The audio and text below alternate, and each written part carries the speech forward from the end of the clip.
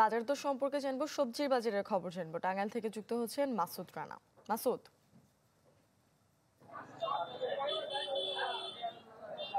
মোর্শনা, আমি এই মুহূর্তে রয়েছি টাঙ্গাইলের সবচেয়ে যে বড় কাঁচা এবং খুচরা এবং পাইকারি যে বাজার, সেই পার্ক বাজার এলাকায়। আমার পিছনে যে বাজারটি দেখতে পাচ্ছেন, এখানে কিন্তু প্রতিদিন সকালে ভোর থেকেই কিন্তু দিনের অর্ধেক ভাগ পর্যন্ত এখানে শাকসবজি সহ বিভিন্ন ধরনের নিত্যপণ্যের যে জিনিস রয়েছে সেগুলো বিক্রি হয়। আমি যদি একটু এক সপ্তাহের ব্যবধানের কথা বলি, এক সপ্তাহের ব্যবধানে কিন্তু টাঙ্গাইলের যে শাকসবজির যে দাম তার থেকে অনেকটাই নিম্নমুখী হয়েছে বলে জানিয়েছেন এখানকার ক্রেতা এবং বিক্রেতা।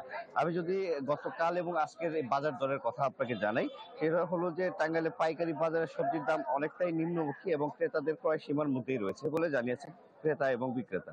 এর মধ্যে ঢেঁড়স 12 টাকায় পাইকারি দরে বিক্রি হচ্ছে, আবার খুচরা বাজারে গিয়ে সেটা কখনো কখনো 20 থেকে 25 টাকায় বিক্রি হচ্ছে। এছাড়াও শসা 40 টাকা, বেগুন 35 টাকা, টমেটো 30 টাকা, পটল 26 টাকা এবং আলু 16 থেকে 20 টাকার মধ্যে বিক্রি হচ্ছে।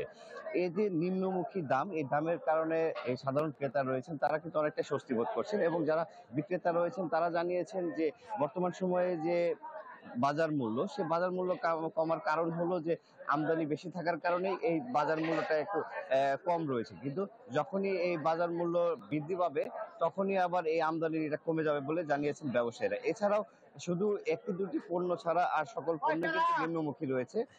টমেটো গত এক সপ্তাহ আগে 20 টাকা কেজিতে বিক্রি করলেও কিন্তু আজ গত 2 দিন ধরে বা এক সপ্তাহ ধরে কিন্তু 30 থেকে 35 টাকা বিক্রি করা হচ্ছে। এর কারণ হিসেবে জানিয়েছেন ব্যবসায়ীরা যে মৌসুম শেষের দিকের কারণে কিন্তু এই টমেটো শেষের দিকে যে কারণে কিন্তু এর দামটা বৃদ্ধি পেয়েছে।